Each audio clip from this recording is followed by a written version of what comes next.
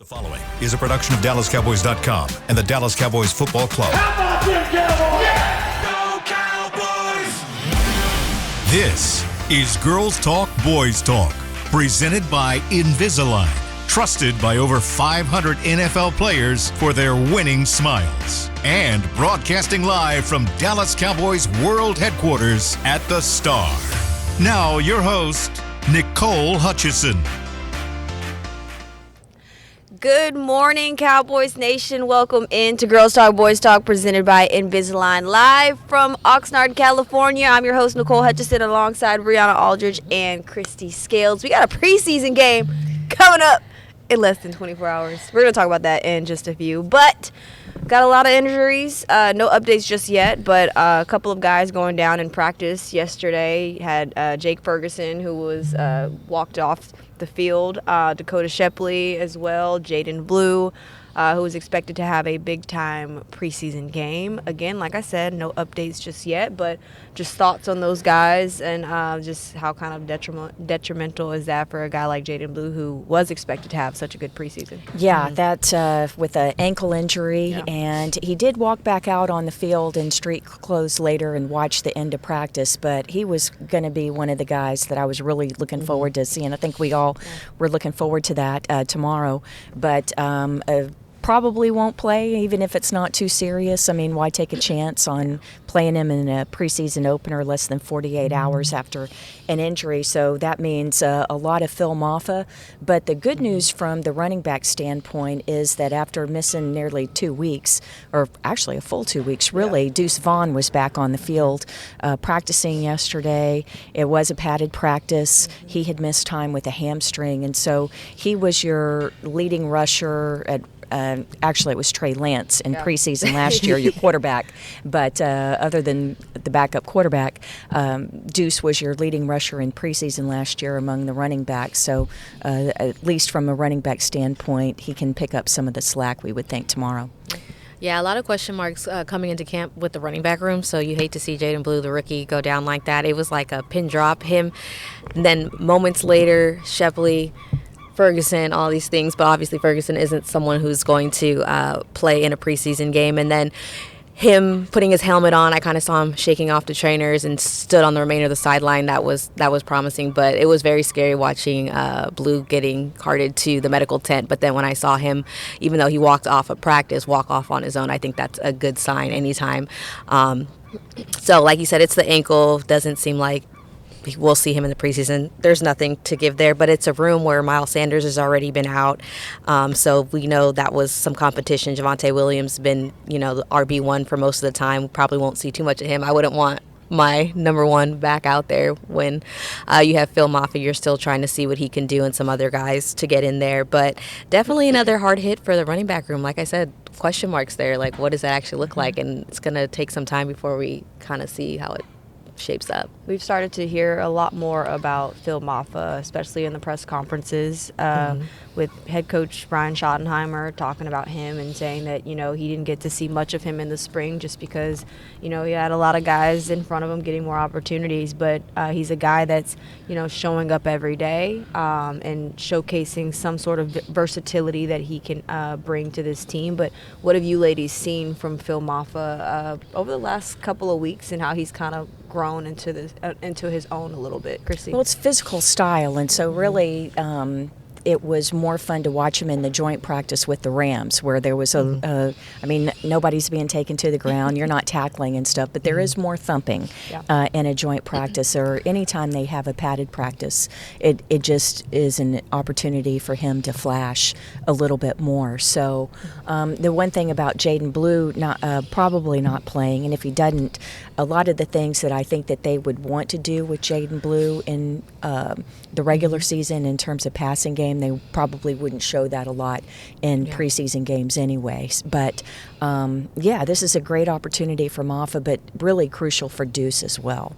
The one thing about Maffa is look and see how much early in the game, he's playing on special teams. If he's playing second and third special teams, doesn't get in till like the second half on some of these special teams plays, I don't think that bodes real well. But if he's out there, he's in punt coverage off the wing and things like that, if he's in earlier in the game doing special teams, that's great, because whether it's Jaden Blue, heck, they've had Jaden Blue out there working coverage. Yeah. If you're a backup running back in this league, you're going to have to be one of the key special teams guys. So Moffa's going to have to keep working his way up that. And if he does, that means that they're really liking what they're seeing and giving him opportunities to contribute in that facet of the game. Yeah, going back to the draft, I mean, Jaden Blue was the spice. We're like, okay, when's this team going to pick up a running back? And that was the spice of it. And I think Phil Moffa, kind of got a little bit forgotten about, if you will, but he's making sure, like Chrissy said, take advantage of those opportunities. I have seen him during that joint practice really mixing in, especially I seen them.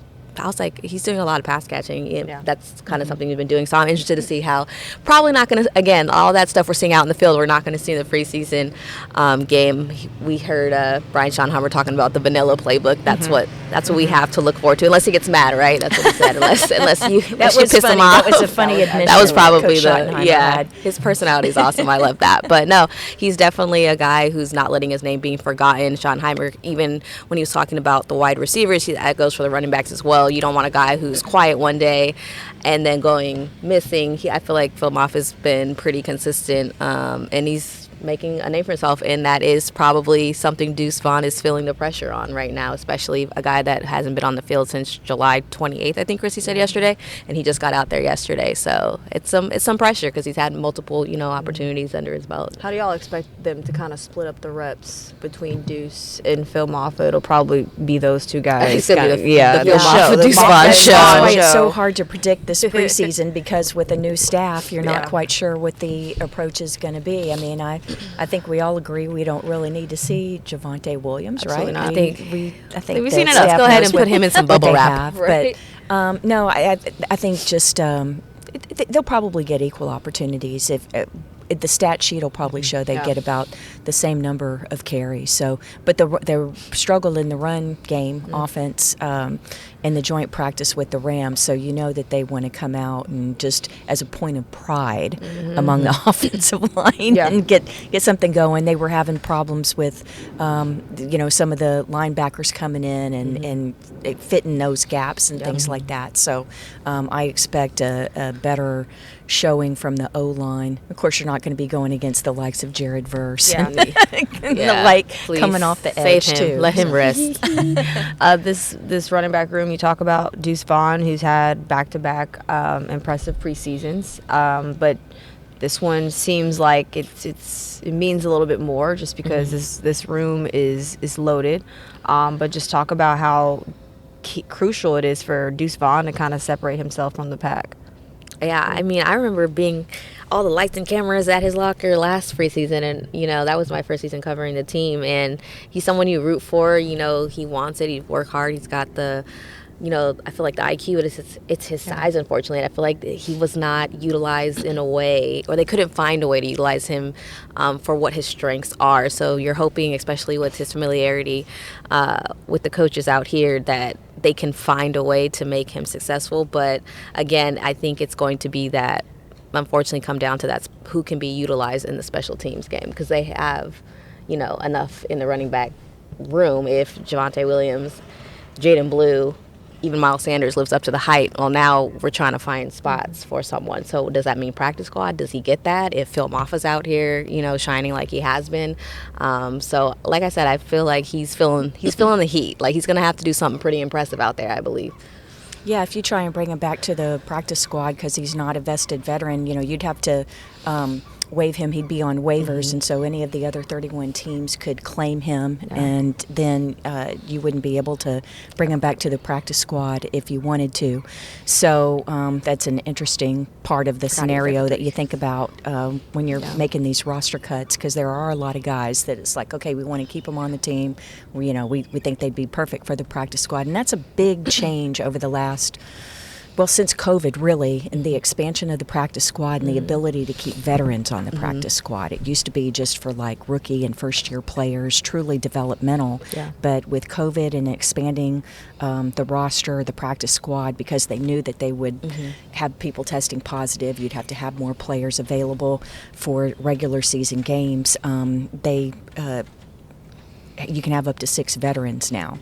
And so a guy like Deuce would be good for that. Of course, he's wanting the 53-man roster. But Yeah. the other thing about Deuce is I think that we, as media and fans, we see a guy who's smaller in stature and think, gadget guy, right? That's pretty unfair because of his great career at Kansas State and what, Deuce's skill set. But if you're thinking in that fashion, who are the Cowboys using for some of that fun stuff, some of the gadgety stuff? Cavante Turpin. Yeah. Speedster.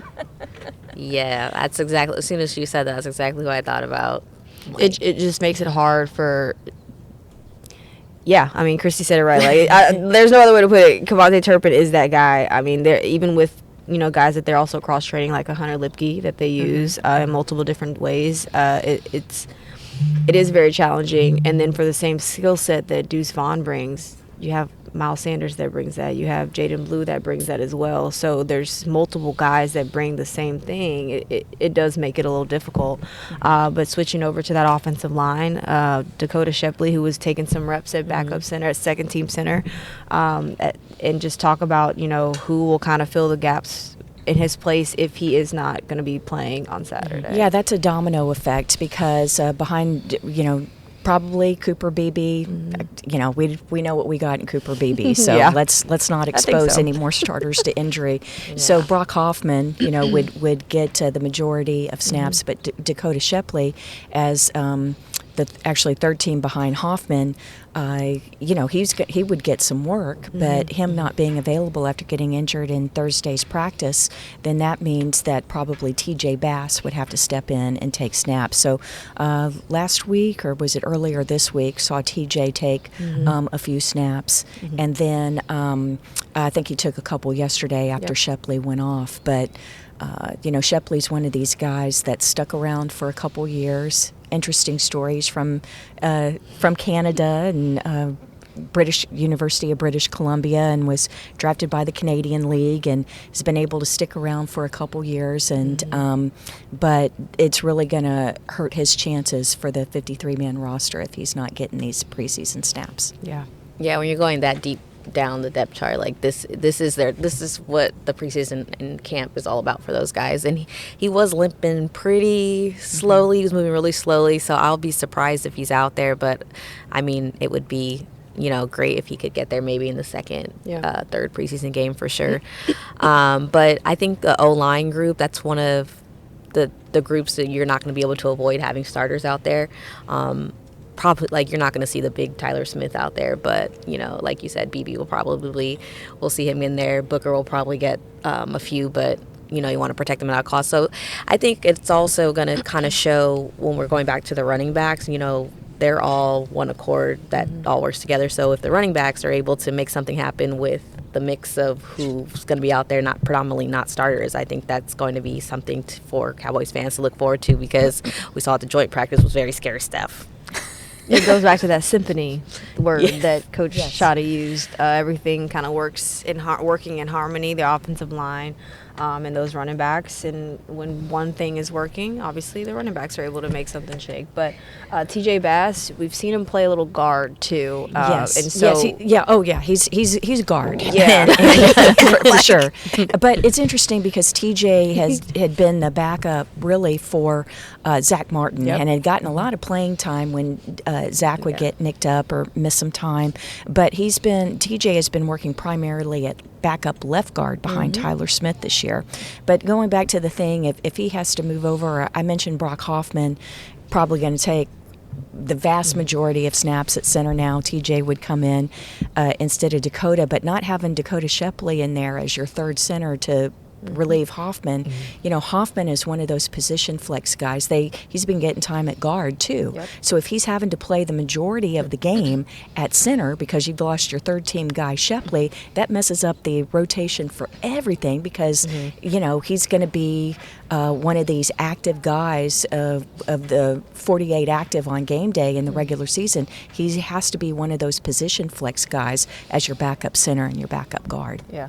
What you got? They're gonna have their work cut out for the O-line to see. But I mean, it's not the end of the world. Like it's third depth guy, and like you said, Christy, there's multiple guys that can play multiple spots. And do you think Collins will get some reps? I was thinking about that as well. I hope so. He's been working right guard, and I know that most Cowboy fans, we remember that he played right tackle. But when he first came into the as a rookie, he was an undrafted free agent for the Cowboys, and he actually played guard that year, and then ended up sliding out to tackle full time in his second season. Yeah. But I've not seen him take any snaps at tackle in team periods so far in the few days that he's practiced. He's been working at guard, and it was so cool yesterday. I mean, it was probably about 20-25 minutes that Lyle was working with Donovan Ezeraku yesterday, the rookie pass rusher or defensive end, working on Donovan's pass rush moves, and really coaching him up. And it was one-on-one. I'll say that Johnny Cornelius, who's a backup tackle, was there watching as well. And it was really fun. Ramon Chin-Young, who's the assistant offensive line coach, was off watching to the side. But it was Lyle doing the instruction with Donovan and going through his pass moves and, talking about how offensive tackle sets and what he's looking for and making suggestions for Ezeraku on not just coming outside but doing a move and cutting back in. And we talked about it earlier in the week when I bumped into Lyle as he was coming in for his workout, and he says, I feel like I have a lot to add to this team to talk about, to the offensive line, talk about, the standard that we've had here and being able to help these young guys. And that was an excellent example of it on the field after Thursday's practice. Hey, that's why you bring in these veteran guys who obviously have Cowboys experience to kind of coach up these young guys. Sure. Who, don't necessarily 100%. know the standard, but Donovan Ezeraku has been playing very well. I'm sure. I can't wait. I'm so excited. I am so excited. Yeah. Joel jumped out the chair. I know. He's the one guy. I know we're going to talk later about who we want to see, but on defense, he's going to make the team as a second-round pick. Everybody loves the work that they've seen so far. But he told us after practice that there were times where he thought that he landed, that he would have had the sack in the joint practice, but you have to pull up because you can't hit the quarterback because of that halo around him. But there ain't going to be a halo tomorrow night. Absolutely not. All right, we're going to take our first break on that note, and when we come back, we're going to break down 3 things that we are looking for in this preseason game. All right, we're going to take our first break. We'll be right back with more Girls Talk, Boys Talk, presented by Invisalign. When you're on the field, you know what it takes to lead your team and play with confidence. But that confidence shouldn't just stop at game time. It should follow you off the field, too. Join over 500 NFL players who trust Invisalign, the #1 doctor-recommended clear aligner brand. Ready to take the first step towards a smile you'll love? Visit Invisalign.com/NFL and find a doctor near you today. Transform your smile and take your confidence to the next level, both on the field and off. Discover Aiden, the official luggage partner of the Dallas Cowboys and Dallas Cowboys cheerleaders. Known for top-tier engineering and craftsmanship, Aiden offers more than just bags. Originating from Australia and designed in New York, it merges fashion, design, and culture. Used by Dallas Cowboys players, staff, and the entire organization, Aiden provides style and functionality for all travelers. Visit AidenTheBrand.com and use code AidenXCowboys for 25% off your purchase. Travel like your favorite stars with Aiden. Cowboys fans, when it comes to navigating the ever-changing world of tax, your business needs a partner it can trust to tackle even your biggest tax challenges. Ryan is the largest firm in the world dedicated exclusively to business taxes. Our team of tax professionals has local expertise in all areas of tax and can help you uncover savings opportunities you didn't know you had. Learn more about how Ryan can improve your overall corporate tax performance by visiting Ryan.com. Ryan, the official tax partner of the Dallas Cowboys. How does the cheerleaders' hair always look so perfect? We asked, and they shared one of their biggest beauty secrets. If you want hair like theirs and confidence to match, use Babyliss Pro styling tools. The Dallas Cowboys cheerleaders use Babyliss Pro curling irons to get those perfect game day curls. To get the hair you see on the cheerleaders, head to BabylissPro.com. Use the code Cowboys20 for 20% off Babyliss Pro tools, the official styling tools of the Dallas Cowboys cheerleaders. Get the discount while it lasts. Offer may be withdrawn at any time at advertiser's discretion.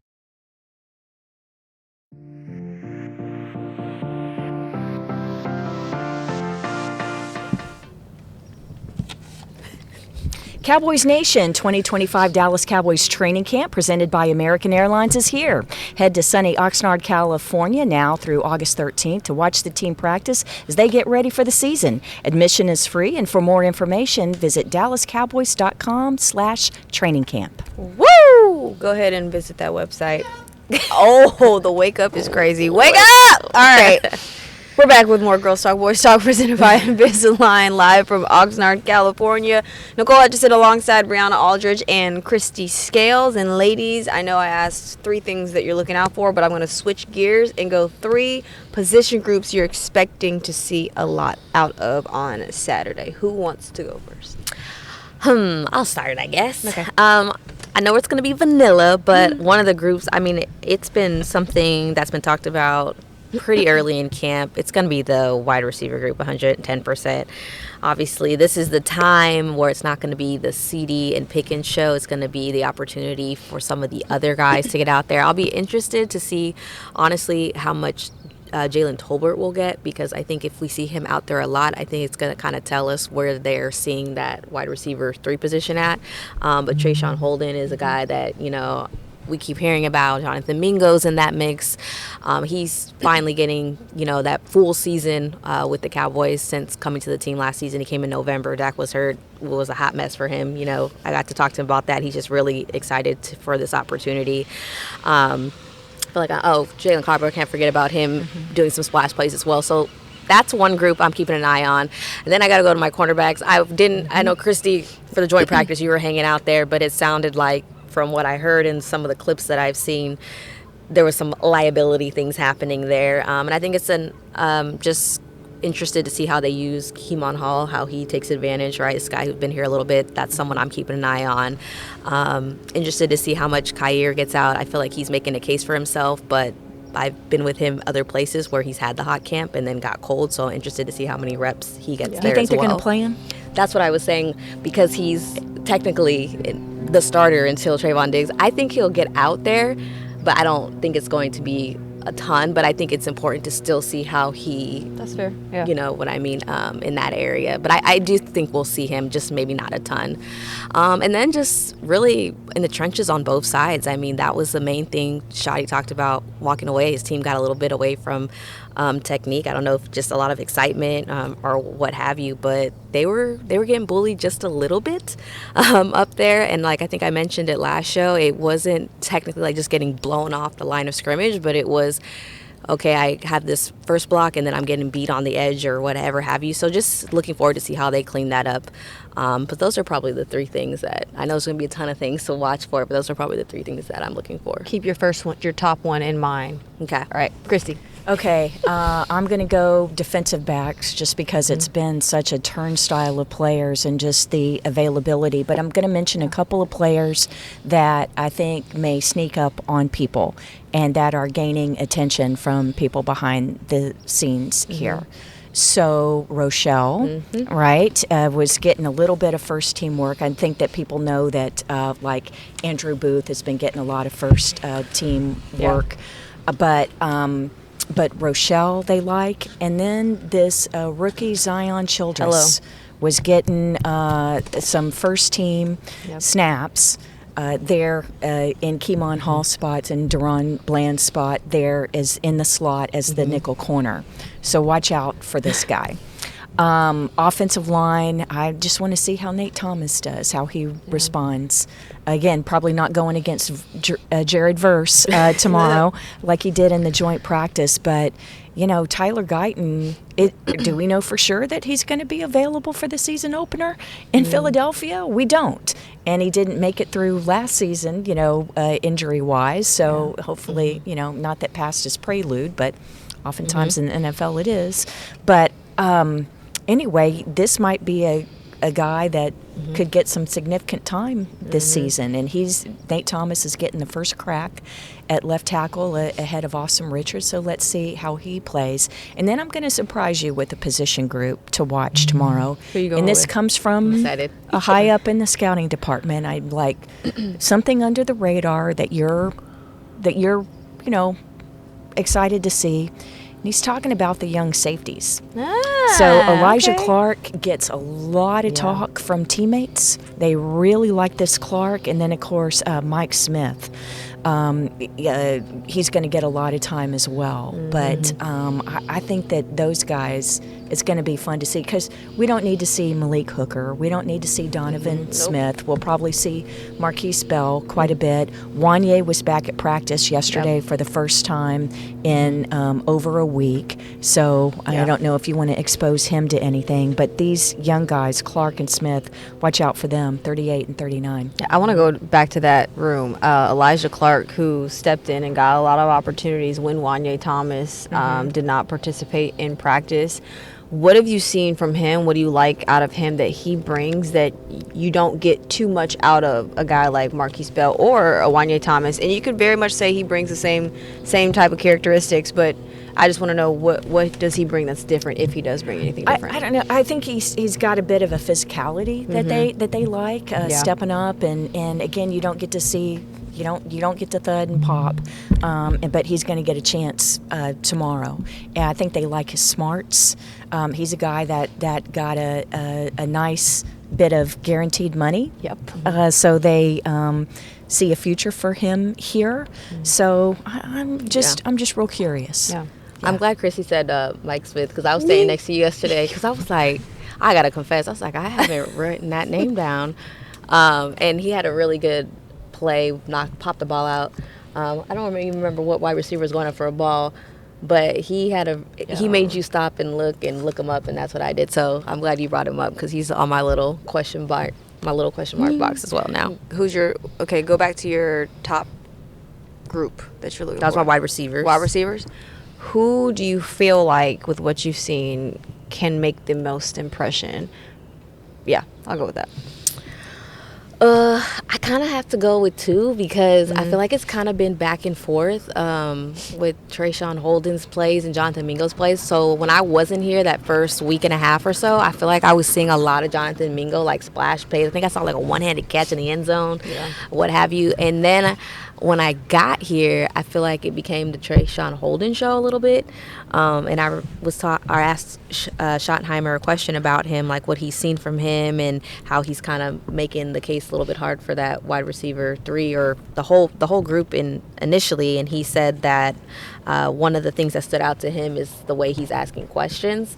And that kind of stood out to me because not only is he performing on the field, but behind the scenes, like if he's not getting something right or what have you, communicating and things like that. Not afraid to do that as this young guy on the team when you have the CDs and the Pickens in the group, right? Yeah. But that's what those two guys, like, honestly, like they're gonna make the decisions hard because you can only keep so many guys. So. May I add one person to the wide receiver room? Don't sleep on Ryan Flournoy, okay? Because last preseason he led the team 2024 he led the team in receptions in those 3 preseason games, and he had the only 2 touchdown catches in preseason, and great athleticism. Talking with another member of the scouting department, just saying how much he's grown. He's just a year 2 guy, but having the opportunity, just better in his route running and things that you would expect, some of these jumps that you make. But He showed up last year in preseason. He in did. The I do games. remember that. Mm-hmm. That went quiet though a little bit. He's so. also someone who I noticed when he came to camp. I was like, you kind of put on a little bit more weight, good weight. Sorry, Gotta say that. good weight. Don't stand up. And he's making contested catches. Like it has been impressive to see him. Yeah, and he kinda got take playing a step time forward. last year. He Absolutely. played in 11 games. Yeah. He started one of them, but he ended up getting like 13% of the offensive snaps over the course of the season. So, he's got a chance to be a contributor. Yeah. What's the biggest question y'all are looking to answer going into this preseason Number one game? thing? Number one question. Joe Milton. Because preseason is mostly about evaluating guys who are going to be backups. Yep. And the most important backup position on the team, because it's the most important position, is quarterback. And you don't have Cooper Rush to rely on, right? So the staff has kind of lost a security blanket. And you know that Joe Milton has just a cannon of an arm, right? Bazooka Joe. But doing the reads and then the accuracy. So, well, I'll tell you what I don't want to see. It's the same thing that I said last year with Trey Lance. I don't want to see your backup quarterback being your leading rusher in the preseason because a play breaks down and you tuck it and you run. Yep. And Trey Lance was the leading rusher last year for this team. Now, that's not always his fault, because in preseason, when you've got all these backup linemen and you're not really game planning and stuff, sometimes you do have to tuck it and run just for survival. But, go through your progressions, deliver it accurately. So, yeah, Milton's number one for the entire preseason. That's a big one, a huge one. I agree with everything Chrissy just said. And as I sat here, I was going to talk about our run game, but can we stop the run? That's what I'm. Yeah. Can we stop right. the run? Exactly. That's been the message for a couple of years now with this team, and I think, again, in the trenches, how they're. I want to see what I know. We're not going to get everything that Matt Eberflus has up his sleeve, but can they close the gaps? Can they stop the run? Can they tackle? Like, that was a big struggle, especially in the first half of the season, just straight up tackling. Yeah, I'm excited to see Toia. Yeah, right? I've been hearing him a lot. Your defensive tackle. You can't miss him. He's wide. If he turns sideways, he's like covers 2 yards. He's literally the fire hydrant of your one technique defensive tackle. Yeah. But if he can hold those guys up, and then Shamar James come in, I mean, the linebacker, they really like him. So. Yeah, I can't wait to see what the run defense does. Yeah, I want to go back to Joe Milton. He feels like he's improved in that area, Chrissy. Getting a chance to hear from him when he talked after practice and said that he's growing in terms of his making his checks and things like that. Hearing from Coach Shimko, he even talked about he's improving in the way that he's kind of attacking every day at practice as well, and that kind of translates or has been translating for him. I mean, is it realistic to say that, like, it takes time, though? Like, you still have to give grace in areas like that, because some people take, a longer time to develop. So how much He's time? only played one NFL game. Exactly. He started it and did really well, won the game, had a rushing touchdown, passing touchdown. But it comes with experience, right? And, I hope it's a moot point. I hope that we don't see Milton on the field at all in the regular season, that Dak, starts and plays every snap of 17 games. Or if Milton comes in, it's only, to kneel down and some garbage time, maybe get a little experience. But again, past being prelude, you have to expect in the NFL these days that your backup's going to get some significant time. And so was Cooper Rush Dak Prescott? No. But did they have to make wholesale changes to the offense? No. And so Joe needs to show that he can come in and would be able to do the game plan. You're not expecting him to be Dak Prescott, but you can't throw the baby out with the bathwater when your starter goes out, right? He's got to be able to do most of the same things. So, but yes, it all comes down to opportunity and playing time, and so literally every snap is so crucial for Joe Milton in preseason. Yeah, talk about Will Greer. Oh, my bad. No, go ahead, because I was literally about to say Will Greer just said. That stood out to me when he talked after practice, that he understands his role in this quarterback room, and it is about, right now, it's about Joe Milton getting his reps in. And I feel like that whole QB room just has like a good mesh, if you will, because Joe Milton, he's fun to watch. He gets the control sometimes, like just kind of watching. I'm like, the ball is still going. Like, it's wild. But I think once he can be able to just, bring the tempo down or see the field just a little bit, like you said, it comes with reps. And ironically, I was standing next to somebody on the sidelines, and they were telling me that him and Trey Lance have, ironically, a lot of the same traits, which I was like, okay, but the ceiling seems very high for Joe Milton. Again, just his second year. And like Chrissy said, just want to get him to the point where if Dak even has to come out for a couple snaps or what have you. Yeah. Oh, good morning. Hello. Keep going. Sorry. For a couple snaps that he can maintain the ship. He doesn't have to be Dak, but just maintain the ship. Yeah. And we don't want to feel like our heart is about to stop if he goes in. Yeah, I tell you, what is interesting though is just the way Milton. He's fun. He's loosey-goosey out there, having fun with teammates. The way teammates respond to him. The personality is so different from Cooper Rush. But Cooper Rush had had earned the trust of his teammates, right? He was kind of the steady Eddie, kind of calm guy, and Milton's out there dancing in between. And I don't mean loosey-goosey in a reckless way. I just mean in a fun, energetic energetic way. And I think we'll see some of that, hopefully he'll get to exude that on the field as well and on the sideline. Right. I love, as the sideline reporter, this will be my 27th season, I love preseason because you see how the new veterans, the veteran free agents like the Solomon Thomases of the world, the Jack Sanborns, right? Yep. How they work into the mix and how they're mentoring and helping on the sideline. And then some of the young guys, you see their personalities very quickly, and also new coaches. We have such wholesale coaching changes this year that I love watching how everyone interacts on the sideline and kind of the division of labor. All right, well, we're going to take our second break here on Girls Talk, Boys Talk. Stick with us after the break. Oh boy, really cutting that grass. Blowing it.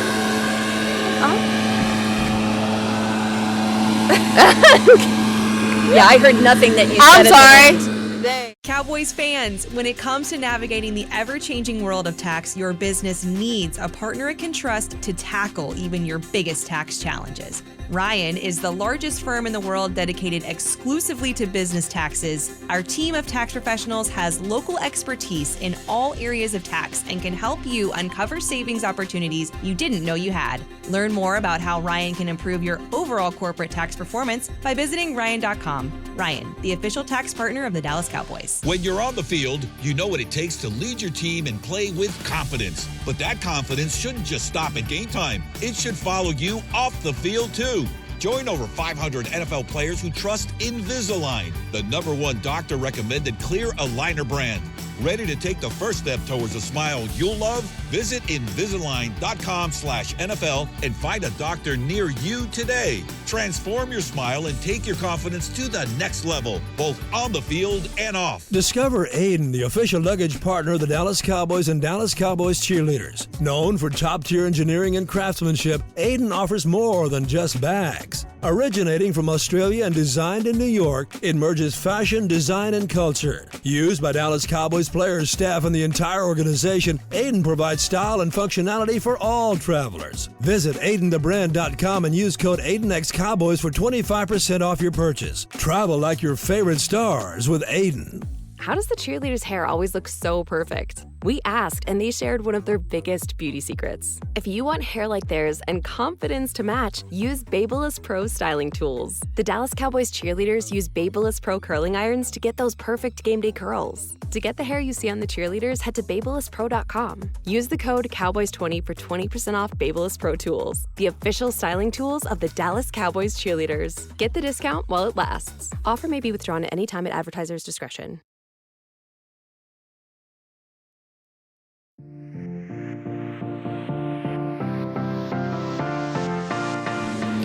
Cowboys Nation, the 2025 Dallas Cowboys schedule is officially here and limited tickets are available now. Get ready to bring the noise as you watch your Cowboys live at AT&T Stadium when they host NFC East rivals Eagles, Giants, and Commanders, plus the Packers, Chiefs, Chargers, Vikings, and Cardinals. Visit DallasCowboys.com/tickets or SeatGeek.com, the official primary ticketing partner of the Dallas Cowboys. Go ahead and get your tickets. It's going to be a fun season to watch. A lot of good teams that Brian Schottenheimer has on deck slated. It's going to be a lot of fun.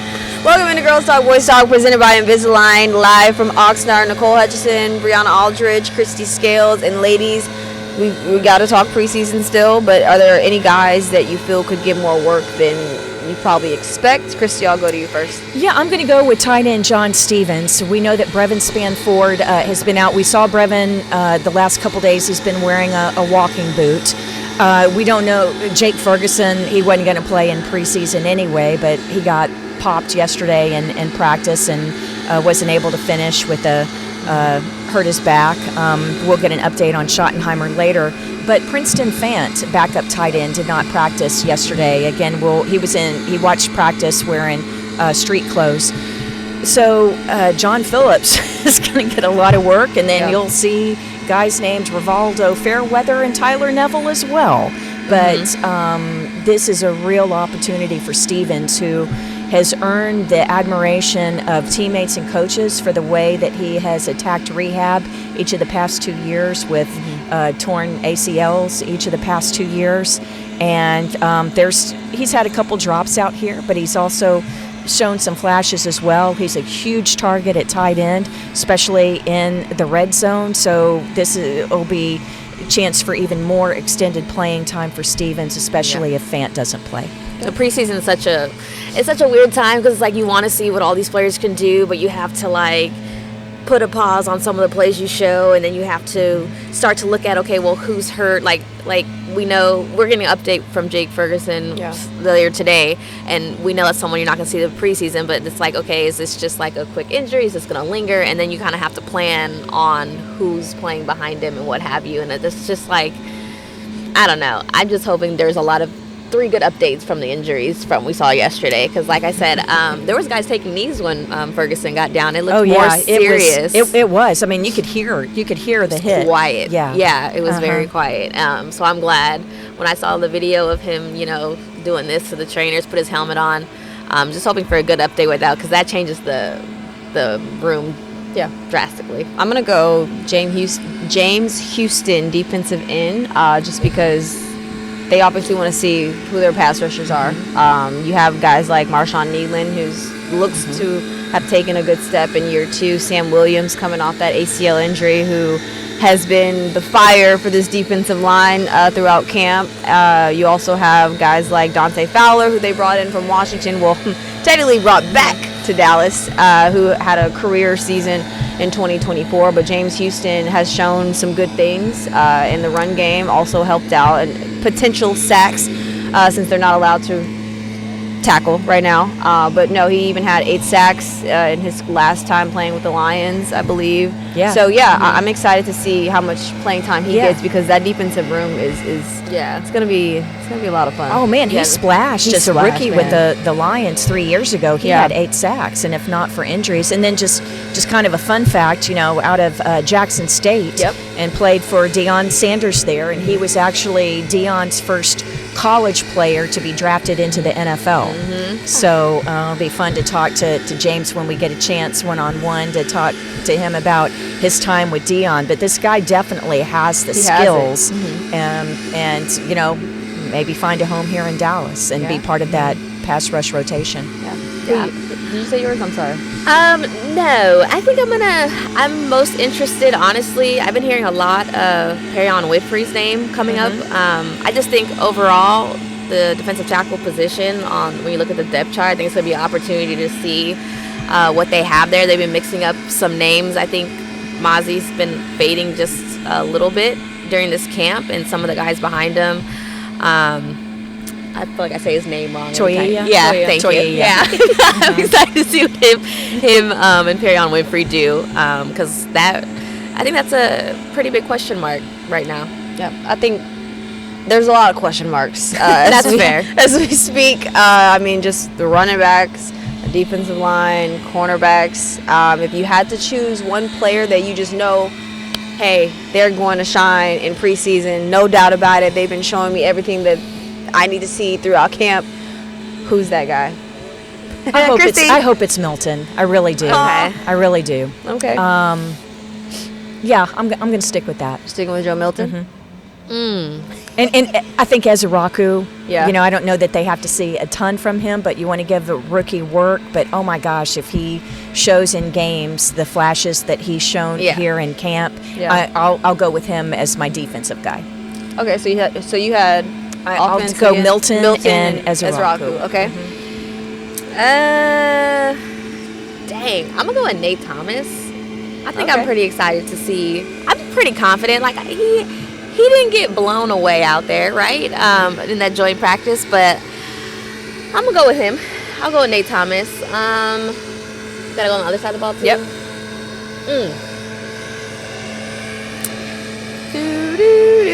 Keemon Hall. One of the cornerbacks. Who's that? That's Keemon Hall. I'm gonna go with Keemon Hall. Yeah, that's a good one. I just feel something. Yeah, it's a name. Well, he had the pick 6 at the Raiders last year. You know, the one thing, there were no takeaways in the joint practice on Tuesday. Yeah, I know that's disappointing because that's something Eberflus is known for and something the defense is really preaching.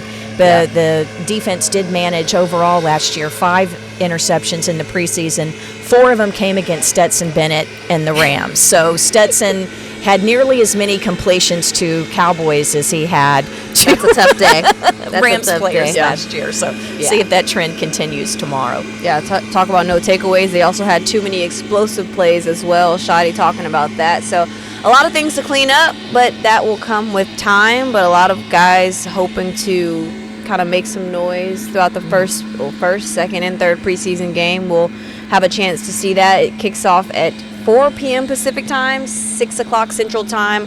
It'll be airing on CBS 11, and catch Chrissy Scales on the sidelines. All right, ladies, this has been great. For Nicole Hutchison, Chrissy Scales, Brianna Aldridge, we will be back here next week. This has been a production of DallasCowboys.com and the Dallas Cowboys Football Club. How about this, Cowboys? Yeah!